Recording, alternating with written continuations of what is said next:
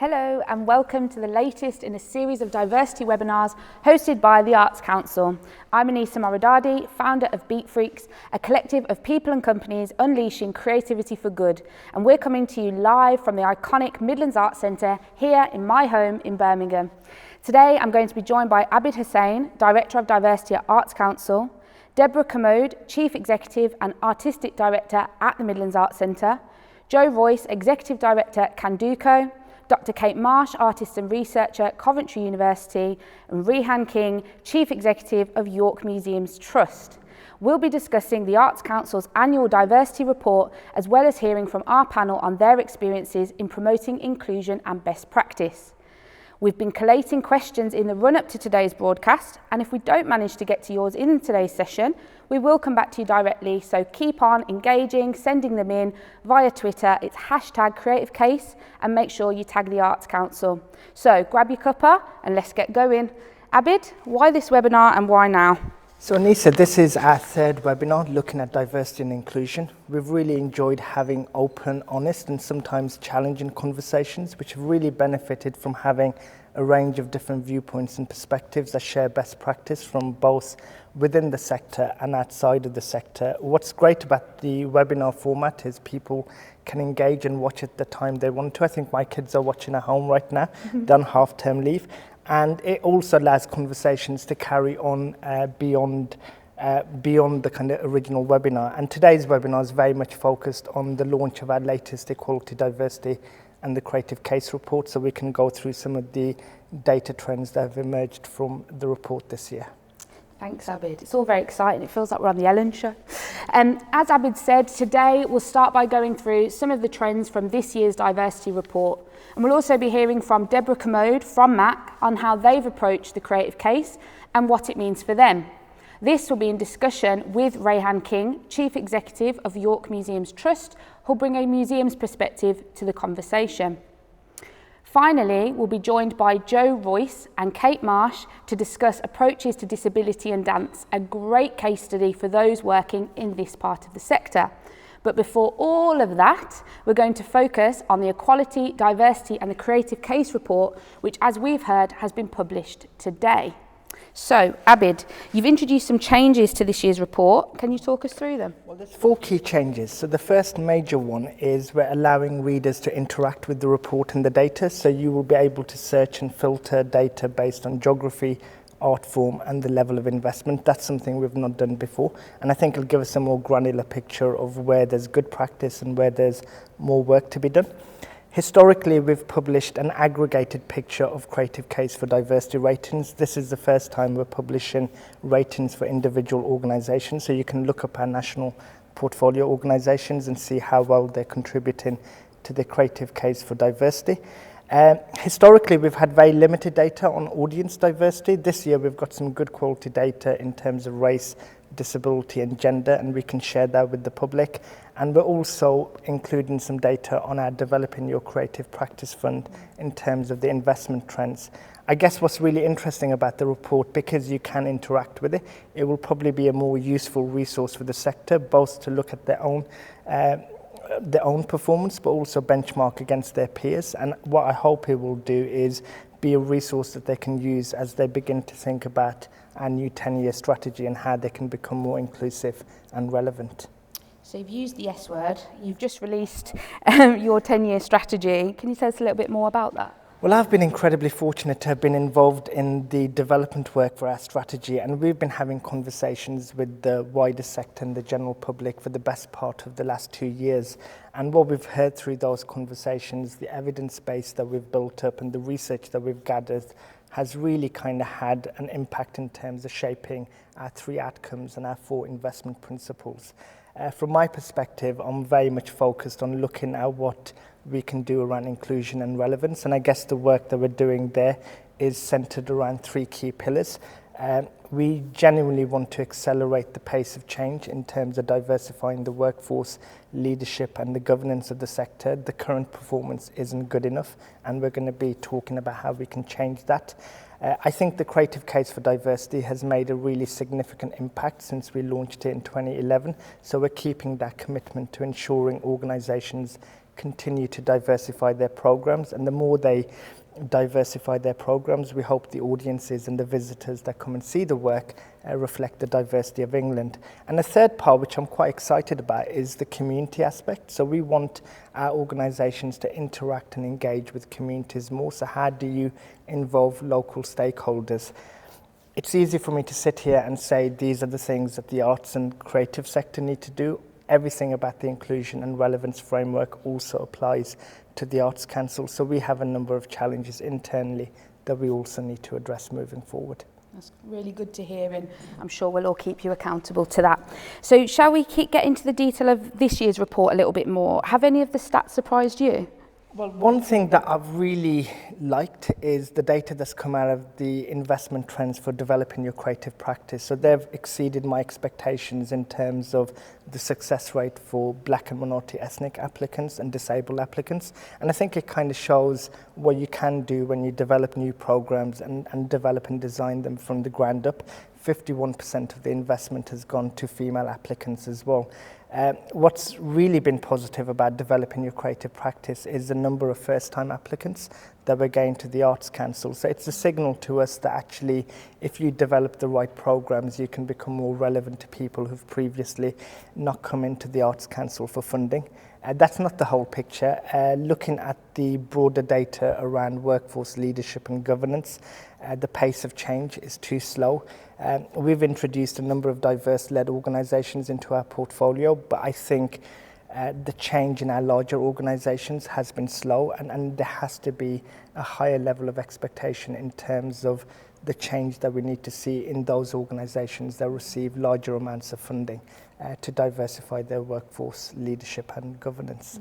And what are you going to do to kind of speed up that change? Well, what I'm working on at the moment with colleagues at the Arts Council is developing our inclusion and relevance framework. So we've introduced the concept in the 10-year strategy, but there'll be more details on that in the delivery plan that we'll publish later this year. What I can say is we're absolutely committed to asking organisations to set challenging targets to diversify their workforce leadership and governance, and if they're not meeting those targets, they absolutely risk losing their funding. And we'll also be setting targets for our own workforce leadership and governance, because again, if we're asking the sector to do it, we need to model that best practice at the Arts Council. And there's some really interesting trends in the data. What can you tell us about art forms, for example?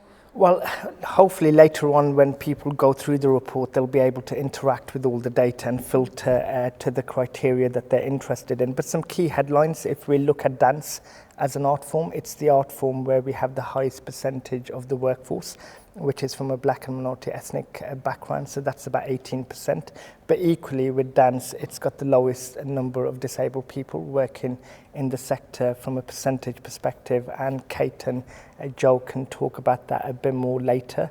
I think there's a long way to go with our museums, so 6% of the museum's workforce is from a Black and minority ethnic background, and that's significantly behind the curve, even if you look at the overall averages. At a kind of leadership level, 52% of chief executives are female. The number decreases for chairs and artistic directors, so there's more work to be done there. And certainly from looking at some of the data for music, again, I think we need to look at how we can get more female representation within the workforce for music.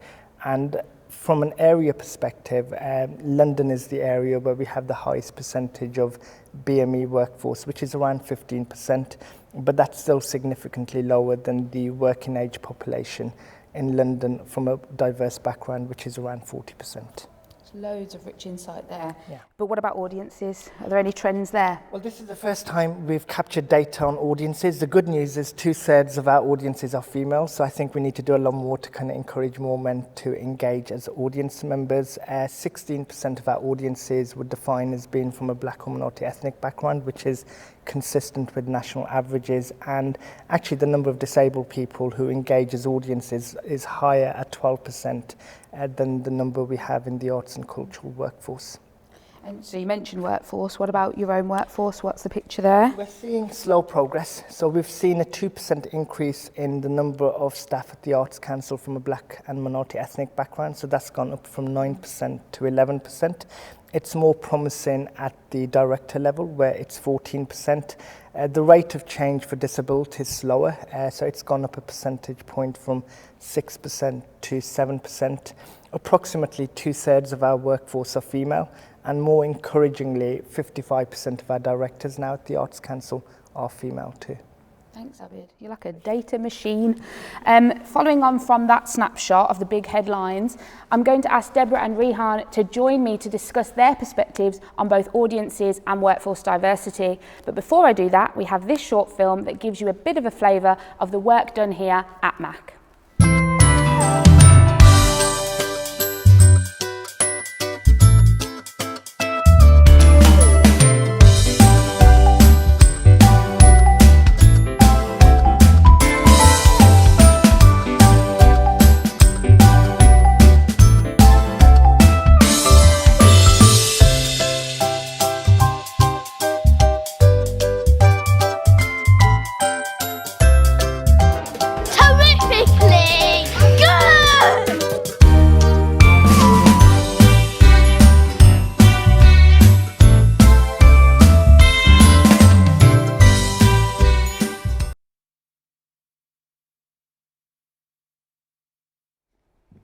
So it looks like MAC had a great summer last year, and I'm actually joined here by the Chief Executive, Deborah Commode, and Rehan King, who's the CEO of York Museums Trust. First of all, hello, welcome.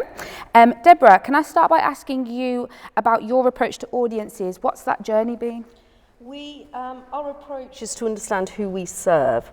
Last year we welcomed over 1 million footfall, and that's really important for us in the sense that we are a data-rich organisation. So we use that information to help us best serve our communities. We also realise that we are a hyper-local venue for our audiences, so 82% of those that visit us are Birmingham residents, and so they want to come and see a very vibrant, fresh approach to the work that we do because they use us all the time, which is excellent. We also know, of course, Birmingham is a culturally rich, diverse city, but it's really important because it has that international flavour that we reflect the real life experiences of those of our residents, both on the stage and on the gallery walls, and also very much throughout the workforce. So it's incredibly important for us that, that their opinions and their ideas matter to us, that real life experience that they're having. And that we can therefore share in those common stories of everyday life, whether that's stories of migration or mental health or people's family lives. Those are the kind of storytelling that people want to see at MAC. So you've touched on this, but kind of that data and that audience insight, how has it impacted your programming and how will it moving forward? Well, we have to be very strategic, don't we? So we don't just look at commissioning and programming. It also informs us in terms of operations, catering, what we serve in the restaurant, in the cafe is really important. It's also important to say that access and inclusion is not just an ethical consideration, but it's business critical. Because at MAC, we make 85% of our own earned income. And we have to make sure that not just creatively, but financially, that we offer relevance to people's lives, and because we need to, continue to be resilient financially. So that's really important for us, that we see it as a business case as much as it is an ethical consideration. I love that, I completely agree. And obviously people are really also business critical, so tell us a little bit about the workforce here. What's the story on that? Yeah, I mean, the diversity of our workforce is improving. I'm particularly keen as with the board, to work to having a much more a push to include people with more disabilities, particularly hidden disabilities as well. We're finding a lot when we're recruiting, there's a number of people that aren't accessing or feel that they can be part of our team because they perhaps don't necessarily feel that they can be part of our team because of other considerations in their lives. So we have to think about that as a much more nuanced approach to our workforce. Workforce for us, as it would be for many others, is also about volunteers, and that's really important.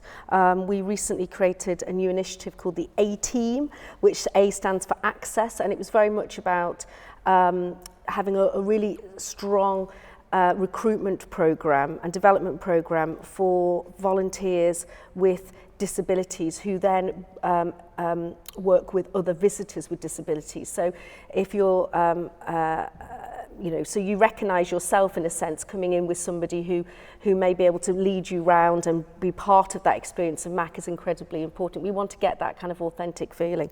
The other thing to say is it's not just about what we do here in Birmingham, but it's also part of being part of a national programme.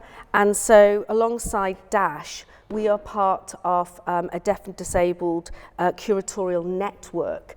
And that's really important, that peer-to-peer across the country, from Wising Arts all the way up to Middlesbrough, we ensure that we are having that critical conversation with each other, really, and that we are offering opportunities not just to mentor young disabled curators, but have them challenge us back and be a critical friend to us, and that's really important as well. So it's threaded through all of our programming, but also in the way that we approach our strategic planning. So that's, yeah.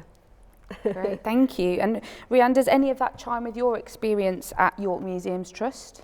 Yes, absolutely. I mean, I think the thing that chimes most is Deborah's attention on making sure that diversity is integrated across all the things that you do, and also on strategic planning and that sense of long-term commitment. So for us, our audiences are really different to the audiences here in MAC. A lot of our audience are tourists, so it's quite a different market, if you like. But that doesn't mean that we don't want to have that long-term commitment. So we're making a long-term commitment to our local Gypsy, Roma and traveller community, and also to refugees across Yorkshire. And that long-term commitment is really so important in terms of being real, in terms of that engagement being long-lasting. But also the other thing is around planning. So we have 3 criteria for our public programme, and one of those criteria is around diversity and reaching new audiences, and that ensures that when we make those key decisions, the diversity agenda is right there as we're making those key decisions and as we're forward planning in time. I think the other thing I'd say is that for us, being able to think about creative case for diversity ensures that we bring a full reflection of the diversity of society as it's reflected in artists and artwork. And often that's something that actually people in York have not encountered. So it gives us a way to bring a much richer programme to the city. And I think also with our applying creative case to our collections, we can show displays that are much more relevant and thought-provoking as a result of using that lens. And what do you think is different about approaching diversity as a museum? It's the collections. So having collections is what makes our museums different to the other art forms. But collections are such a rich resource, and collections are often a bit of a burden for museums. There's so many of them, but that's also a hugely rich and varied resource. And that means that we can go through those collections and find new things and constantly be doing new research. And so what that means is we can then raise questions and challenge assumptions that perhaps in the past have not taken into account diversity. So a really good example would be we've got a Roman skeleton, and she's a high status Roman lady. We know that because of her tomb. She's buried with her jewellery. We've done research on her, and we know that she's also of North African origin. So there we have evidence of a North African high status person living in York in the 4th century, and so evidence of that long and complex black presence in England. So interesting. What lessons do you think that other museums might take from your experience? There's 2 things I think I'd highlight. One is there can be, I've observed in museums, a fear of getting it wrong, and that then stops people actually taking risks. So the example I'd give is when in our own organisation we wanted to start engaging with the Gypsy Roma traveller community, we knew that as an institution we had to build bridges, because as an institution in the past we had taken off display a really key object for that community and not given access to that community to that object. So starting from there, we've been working really respectfully with that community, and we're now co-producing a display for Gypsy, Roma and Traveller History Month in June. The other thing I think I'd say is, sometimes museums are not the best people to actually do the engagement work, and there are often people who are much better placed already in communities. So working with partners is a really important part of what we do at York Museums Trust, and the City of Sanctuary partnership that we have has absolutely helped us to reach refugee groups who just wouldn't have reached otherwise. Thanks both, that's really useful, loads of food for thought, fascinating insight into how art galleries and art centres and museums can really build links with local communities, so thank you. I'm now going to ask Jo Royce and Kate Marsh to join me to discuss dance and diversity, but first this short film from Canduco.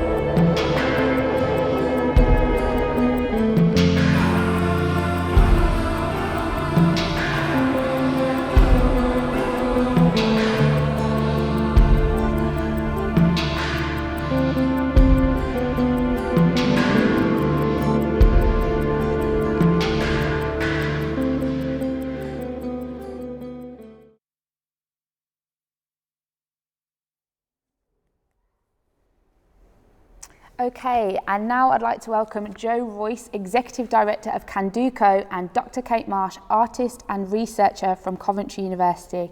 Hey both, welcome. So we heard earlier from Abid that there's a bit of a mixed picture when it comes to diversity in dance. There's been some progress in the inclusivity of those marginalised by their ethnicity, but it's not necessarily the same story when it comes to disability. Do any of you have a take on why that might be? Yes, I think there are continued barriers to access. We're working within disabling environments, systems and structures that are restricting opportunities for disabled people. I will say that Canduco has led the way on inclusive practice for the last 30 years. We were founded on the basis that diversity is exciting and that dance is richer when different bodies and approaches are part of its creation. From the very beginning, our performance programs and our learning activity has centred on creating opportunities for and representation of disabled dancers. And within our workforce statistics, which for us will cover our dancers, the artists and teachers that we work with, and our staff, in 1819, 23% identified as disabled. The distinction, I think, is therefore when we look at our artists and our dancers and our teachers, that is 50-50 in terms of disabled and non-disabled artists and makers. And when we drill down into looking at our staff team and our board, we still aren't quite there when it comes to representation. It's not quite reflected in the same way. And that's where we've then got to focus within Canduco and within dance as a sector, I think. Charlotte Derbyshire, who's the artistic director of Canduco, and myself are non-disabled leaders. And that doesn't sit comfortably with us. It is reflective of the sector, and looking at that lack of disability from entry level through to leadership is something that we talk about all the time. We want the decisions that we're making within Canduco, about Canduco, its artistic plans, its organisational future, to be made in conversation with our disabled peers. I don't want to be sitting on a panel talking about disability, not sitting next to a disabled leader, which is why it's so vital that Kate's part of this conversation today, because that's how we'll start to see that sector change. Absolutely. And Kate, what do you want to add here? I think I just would pick up on Joe's point about the conversation. And for me, there's something really important about visibility. And I think I've become increasingly aware of making myself visible in these kind of contexts and understanding the implications of an absence of disabled artists or disabled voices in these kinds of conversations, and the impact of that on moving forward and having progressive debate, because if those voices are absent, we're always going to be maintaining the discourse in a relatively normative framework. So it's essential that these conversations bring in lived experience and an authentic perspective on what it is to be a disabled artist in the dance sector. And I think that's why, for me, I suppose it's going back to Abid's earlier point when Abid was discussing pace of change. And I think from my individual perspective, I've had an increasing dissatisfaction, for want of a better word, around the pace of change, particularly around dance and disability, that disabled artists are still restricted to performance contexts. So there's not enough exposure or highlight on disabled makers, disabled academics, disabled power holders, whatever that means. And I think that's really important, that we start to rethink and bring in those voices and make the experiences of disabled artists more visible. And in doing that, we can extend our discussion beyond access and participation into asking the more difficult questions, I think, around how we can shift the environment that we're working in to make it much more, to give it more equity. And how does Canduco kind of interact with those challenges? So, what is the company doing to create change? Absolutely. I think recognising Kate's points about lived experience and the fact that Charlotte and I in our leadership position don't have a lived experience of disability, one of the first things that we did when we took up post was to create a disability advisory group of disabled artists, makers and leaders in their own right, of which Kate, I'm pleased to say, is one of them. And recognising the necessity of that voice authentically being part of the conversation within Canduco, both about what we're doing artistically, but how we are going to be part of that change. More broadly, we have a plan to increase the diversity on our board. We have a third of our trustees are disabled at the moment, and we want that to be 50-50 representative split by the end of this year. We are reviewing our recruitment practices, and that has improved. We've recently made a couple of appointments of disabled employees, one of whom I'm really pleased to say is an artist called Kimberly Harvey, who we've worked with across a number of years. She will be joining us as Canduco's Director of Youth Dance, which will be a really vocal, embedded part of the company, talking about how we're developing opportunities for young people. And we've worked with Kimberly for a long time. Kimberly was a member of that youth company. She's been part of our training programs and has been an artist and maker with us for a long time, and is an artist and maker in her own right. And I think for us, we're as equally excited about the learning and conversation that we'll be in with Kimberly as part of that ongoing relationship with this new role that she'll be in. So, and Kate, I know that's something we've talked about a lot as well. Yes, I think that, I wouldn't want to paint a picture where I think that in order to achieve, to improve the data on the number of disabled people in workforces in the arts takes years and years and years. However, I think there's something very interesting in Kimberly's appointment, that it has arisen through conversation and through time and through really addressing what what Kimberley needs to be in post, and how Canduco and Kimberley can work with each other and benefit from each other. And I think for me that speaks really clearly to an environment that I see all too often, where there's a resistance to change in the normative frameworks. So actually what tends to happen is that people with a diverse need, for example, a disabled artist is being asked to conform and fit into a structure that doesn't meet their needs. And so many times I've seen that not work.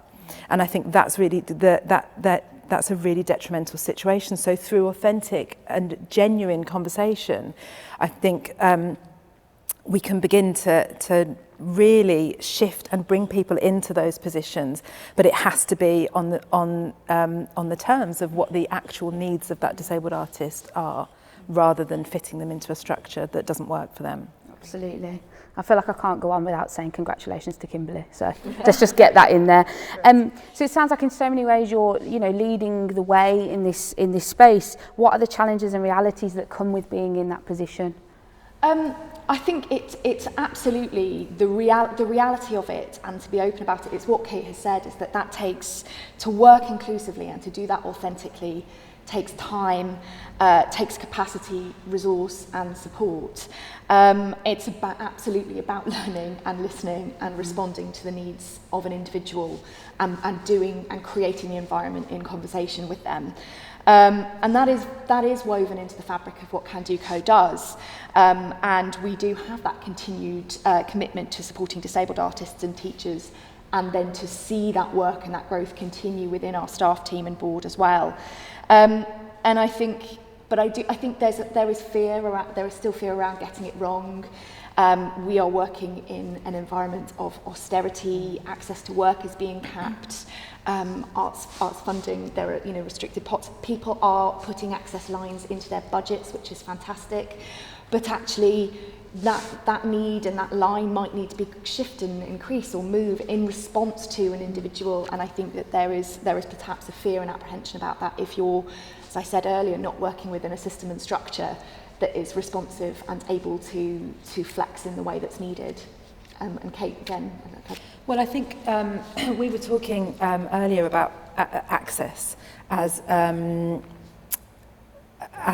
fluid thing, so that it changes from person to person, and within an individual person it changes from day to day or project to project. And I think that it is important to acknowledge that because of austerity, because of the political and economic landscape that we're all existing in, I have a very real concern that the cost of access makes the position of the disabled dance artist really precarious, and they're made fragile by becoming a risk, or becoming more expensive than a non-disabled peer, or even a less disabled peer. And I think we need to really radically rethink how access is included in our budgets, how access needs are funded, and also that they, as Jo has quite rightly said, how they shift and change. And I think we need to adapt to that with each individual, absolutely. And in doing that, we can create a situation where artists and organisations and funding bodies can then focus on the art and the practice, which I think is what we all want. Yeah. Such rich insights. Thank you so much for that. Really interesting to unpick the challenges as well in such a refreshing and open and honest way. So thank you so much. Now I'd like to ask all of our guests to rejoin me so that we can take some of the questions that we've been getting from you via Twitter and email. Are you ready, guys? Yep. Okay, so firstly, a question around children and young people and creativity in education. You all look terrified. People are lovely, just trust them. So firstly, Professor Deborah Sugg-Ryan wants to know, how do we ensure that state school educated students whose schools have cut arts subjects have access to careers in the arts? Deborah, do you want to take that one? Yeah, I think it's really important that we continue to lobby schools. Let's not let them off the hook here. It's really important that they understand the benefits and the value of a culturally rich, diverse programme. However, let's be realistic, across the country, school leadership is very patchy when it comes to this. And so we need to ensure that that talent pipeline continues to be fed. That's really, really important. And so it's our responsibility as arts organisations and as artists to ensure that the programmes of work out of school are as important as the actual examinations, GCSEs or whatever.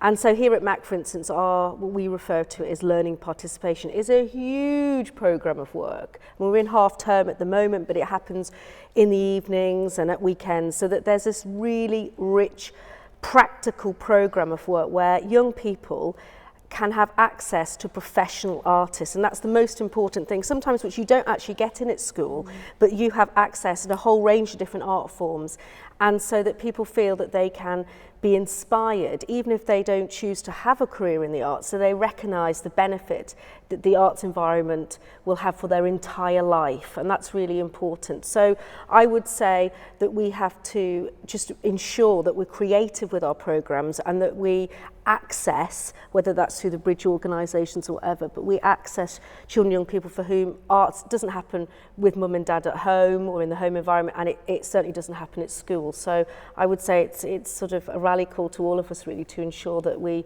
are helping young ones, you know, enjoy being artists, but being around artists as well. Thank you. And a question around diversity and leadership has come in. So Ruth Hecht wants to know why, despite all the reports and training and initiatives, and are there still so few diverse people in key leadership positions in MPOs? How and when will it ever change? Abid, I'm coming to you.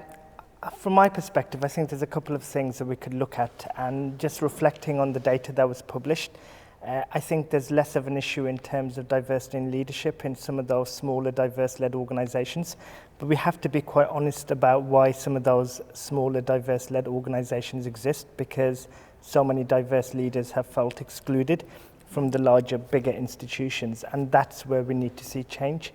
I think we've seen with the creative case for diversity what impact policy can make on programming, and I think what you're seeing today and in the 10-year strategy is a real focus on diversifying the leadership, workforce and governance moving forward. And for the first time, we're now beginning to talk about targets and what happens if those targets are not met.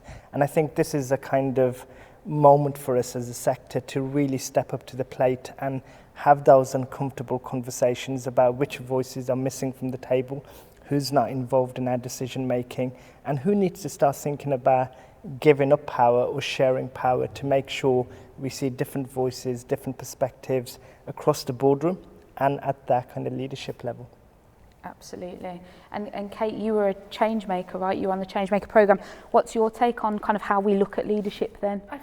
I mean, the first thing I would say is that, just to go back to the question, around leadership initiatives, in my experience, those formal leadership initiatives or training courses are deeply informed by a normative understanding. There's a significant lack of representation in those initiatives from people who would identify as being other, and I think that is problematic in the first instance. So they may be less attractive to disabled artists, or they're not seeing themselves represented. Therefore, it kind of perpetuates a cycle of resisting those models. The other thing that I think, just to respond to how we think about leadership, is I actually think we're at a point in the arts or in society generally where we need to. It's really important that we rethink what leadership might be, because I think all too often we're understanding leadership as a set thing, and we're trying to so we don't recognise it when it happens in diverse ways. And I think that's something I'm really interested in interrogating more, that actually what does leadership through artistic practice look like, which was certainly my experience in Changemakers, that I knew at the beginning of that 18-month development programme, I didn't want to be a leader in the way that the arts sector may understand leadership to be. I didn't want to be a director. I didn't want to wear a suit or have a real job. I really I wanted to be leaderful with my peers and through my artistic practice. And I think that's what we need to rethink, that what leadership actually looks like and can be. I think that's so important, to just blow open the frame and stop getting, particularly I think a lot of people put the emphasis on the person to assimilate and to be prepared to be in the system, which we know is no longer working. I'm with you. So Daniel Dorr wants to know, how do we create space for the underrepresented without being tokenistic or ticking boxes? Rayhan, what do you think about that? Well, I think the first thing is about how you engage with the people that you engage with. And that to me is what makes the difference between being tokenistic or not. So if you empower people properly to work with you and you're working respectfully, you're giving them credit, you're allowing them to actually lead the process in partnership with you, that's a completely different thing to a kind of tick box engagement exercise. And I think certainly my organisation, and I think museums and probably other parts of the art form, all need to kind of work harder at actually redefining what we mean by engagement. So engagement isn't just doing an activity, engagement is about handing over some power. And I think we're all a bit challenged by that. But I think that's the direction that we need to go in. And then the other thing I think is about being strategic. So whilst I've said at York Museums Trust we're focusing on a couple of communities, it's really important that while we retain those links and we keep that relationship going, that doesn't become too comfortable and we don't find that in 10 years' time we're still only working with those communities, and because that's easy and it ticks a box. It's really important to be strategic. So when you're thinking about working, most museums, for example, do work with communities already, but I think they sometimes need to take a sort of stop and check and just think, right, are we being strategic about this? Are we actually reaching new people? Are we actually thinking strategically about who's got protected characteristics in our communities that we might not be engaging with? So I think that's what stops it being tokenistic, is if you're constantly making that check, being strategic, thinking about how you reach out. And Jo, what do you think the balance is between kind of tokenism and representation? I think it goes back to a question of authenticity and who you're talking to, and developing conversations, which for us is with our audiences, our participants, our artists, to listen and reflect and think about how we are creating space, how are we representing. And for us, as I've mentioned before, the phase for us now is about taking that representation from the work that we make and making that part of the organisation that we are, and thinking about that really holistically. But that has to be done and in conversation with, and that conversation has to be authentic. And to Abid's earlier point, some of those conversations might be challenging, but unless we step up to the plate to have them and to be having them with the people who we are making work with and for, it will be tokenistic. It's that place of representation, that has to come from conversation, it has to be direct, it has to be open. I think we could kind of have a whole other webinar just on that, so we'll kind of pause that one there. But so Alok wants to know, this one's to everybody now, okay. They want to know, do you think we are honest and daring enough in how we question and challenge diversity in the arts and cultural sector? Anyone? Anyone brave enough to answer that? No. We need to be bolder, we need to be brave. And I think today's report on diversity is possibly more granular than it's ever been before. And I think that's really welcome for all of us, because I think we have to act collectively as a sector. We've got to learn from each other. I know that's a very simple thing to say, but we've got to use that information, because our purpose is to serve others and to ensure that we get this right. So I think we have to use today's report as a resource. We've got to read it and we've got to share it as well with our trustees and all of our staff, actually, so they feel part of that, so that we can listen and learn from it. It's the first step forward. So I would say that it's a really good resource for peer-to-peer discussion. And the worst thing we can do is just sort of, download it, leave it in a folder on our computer and not use it as an active document. So it's really important. Absolutely, keeping that data alive and using it as a stimulus for the conversation. I think that's really useful kind of from an organisational perspective, but what about from an artist perspective? Well, I think it's really important to acknowledge that certainly what I'm seeing, both organisationally with my work at Metal and as an artist myself, is that I think that practitioners are being honest and daring. I actually think that we're living in a time where almost through necessity, people are using their practice to ask difficult questions or to present their lived experience or to use their artistic practice to be daring and to be honest. So I think actually there's something about bridging that gap between the work that's happening that artists are making and how that's being responded to by organisations and funding bodies. And I think there's something, maybe it's about shifting the table. So actually it's not the artist looking up to the funding bodies and the gatekeepers, and maybe it's switching that the gatekeepers and the funders and the organisations need to look at what the artists are saying and doing, and that's where some of the answers might be. It's a super powerful imagery to just kind of end on, and I'm sure you're all devastated to hear that we've now come to the end of our live stream, but just before we go, I'd like to say thank you to everybody on the panel and thank you to everybody that's tweeted in as well. Remember, you can keep the conversation going. This has actually only just been the start of that, so get using the hashtag Creative Case, tag Arts Council England, and we'll get back to everyone. From all of us here at Arts Council, at Midlands Arts Centre, and on behalf of Arts Council, goodbye.